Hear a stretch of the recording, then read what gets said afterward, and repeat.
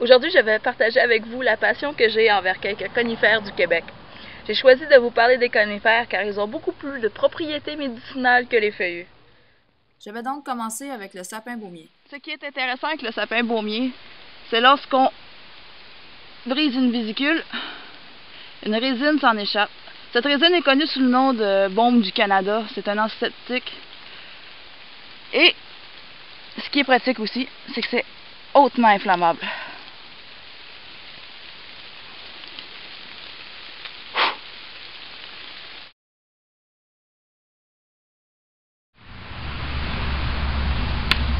Le pin blanc. C'est certainement celui qui sent le meilleur parmi toutes les autres conifères du Québec.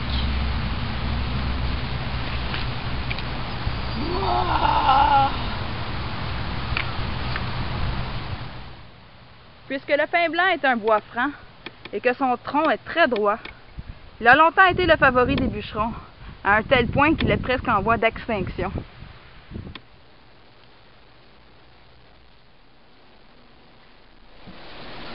Ces aiguilles, consommées en infusion, sont riches en vitamine C. Il paraîtrait-il qu'ils pourraient guérir le scorbut. Donc, c'est une bonne petite tisane. Le mélèze est le seul de nos conifères à se dépouiller de son feuillage à l'automne, ce qui le rend assez facile à identifier. Une chance que j'ai pris des photos l'hiver dernier.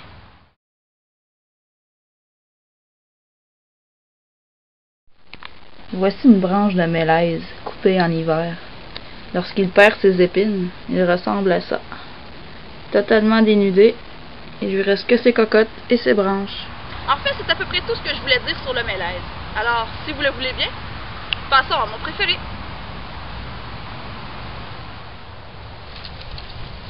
J'ai remarqué que la plus grande concentration de pins sylvestres se situe ici, sur l'île de la Tour de l'Énergie. Le majestueux pin sylvestre est facile à reconnaître lui aussi, à cause de son écorce écailleuse orangée, brune grisante, et à son feuillage vert foncé. Ce beau conifère possède une grande noblesse auprès des luthiers et des musiciens, puisque son bois est utilisé pour fabriquer les célèbres violons Stradivarius.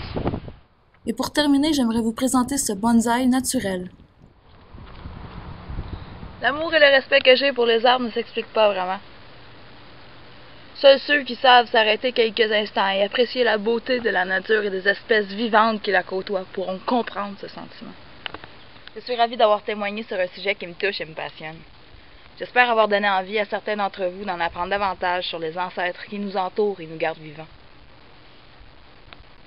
Du moins, je l'espère.